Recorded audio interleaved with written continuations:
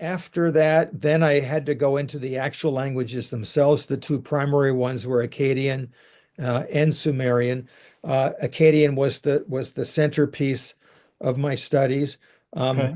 by the way, the two different dialects are in the north are Assyrian, in the south are it would be called Babylonian, which of course is a much better known term for your audience. Um, both of them are, by the way, considered to be from the same language family, but there's actually some evidence when you read the ancient text that Assyrians and Babylonians probably couldn't communicate very well with each other in, Okay. in terms of their dialects. And I'm wondering whether it's something like maybe even the difference between either Spanish and Italian or maybe Spanish and Portuguese, where of course they're close enough and you can probably get by, but they're considered to be separate languages. Um, Right. but in any event, Akkadian is a Semitic language. I don't. How do you categorize it in terms of its connection with Biblical Hebrew? Probably not a direct descendant is Biblical Hebrew, but maybe Akkadian is a great uncle. Okay. But because of that, there are maybe 2,000 words in Biblical Hebrew that are single attested words. If you can find a cognate in Akkadian or let's say Ugaritic, which is even a closer language, um, that is of immense help to try to help you understand things. Furthermore, Biblical Hebrew, the only real biblical Hebrew texts we have are the Bible. And so you really can't, in my opinion, you really can't go down to, let's say, rabbinical sources or let's say Second Temple Hebrew to try to understand what the biblical text is saying quite often, because that would be like looking at modern English to try to figure out words that Chaucer used.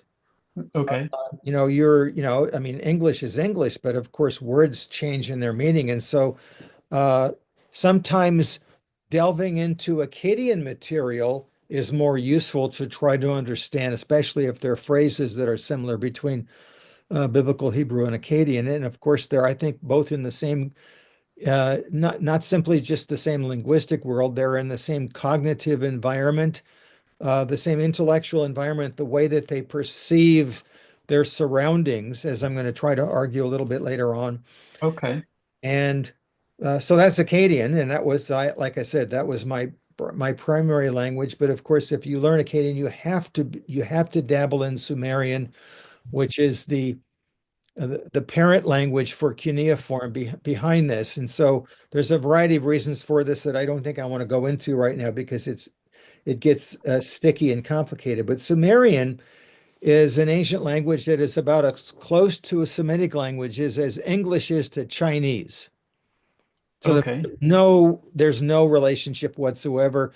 And oddly enough, even though the first cuneiform texts are in Sumerian, within a millennium, well, maybe a little bit longer than that, we start having texts in Akkadian, and it looks as if the two languages have been interacting for a long, long time. And so, in other words, when we start having Akkadian texts, if this was a four-act play, we're probably in the middle of Act 3 already.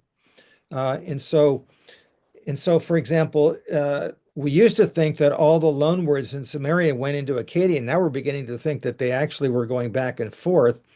And the only analogy I can think of, in my own neck of the woods is living in Southern California.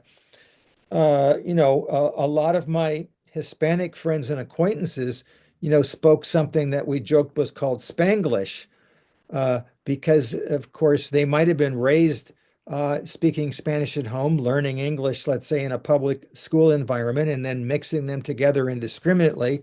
And then within a generation or two or three, um, they might not have lost their Spanish, but they could see there's so much interaction, between the two languages. For example, how many words in English come from Spanish? An overwhelming percentage of them come from Mexican food items, which Right. if you don't have them in English, you have to use the Mexican word, whether it's taco or burrito or anything else. And this, of Right. Yeah. And so this is what happens with Sumerian and Akkadian. And then on a peripheral thing, you have to, I mean, in order to really start reading other documents, I had to learn a little bit of Hittite. I sat in on a year of courses in Hittite, and since it's an Indo-European language, uh, the that at least was doable for me. And the cuneiform, even though it was markedly different than the cuneiform. They modified the system dramatically.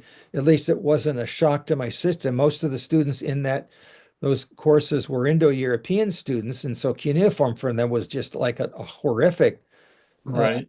thing. Uh, but for cuneiformists, it's like, okay, well, they played games with cuneiform, but I can sort of understand what they've done here. So Okay. so at least I can look at Hittite and make sense of it.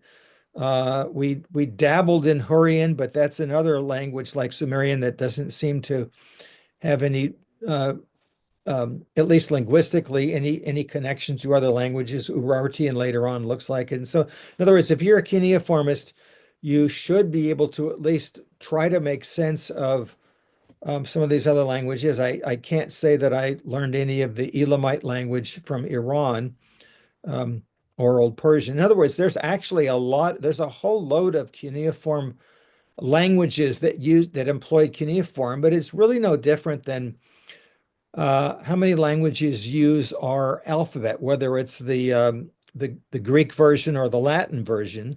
And many of these languages have nothing to do with each other. And so, language and script, I mean, in fact, when I started learning the cuneiform script, we would go to these 8-hour seminars at Bucciolotti's residence, which was a long time. And we would bring our sack lunch, and I would write my name in cuneiform Nice.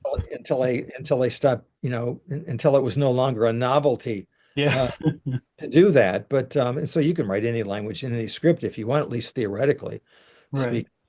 So, and by the way, I was not a language person.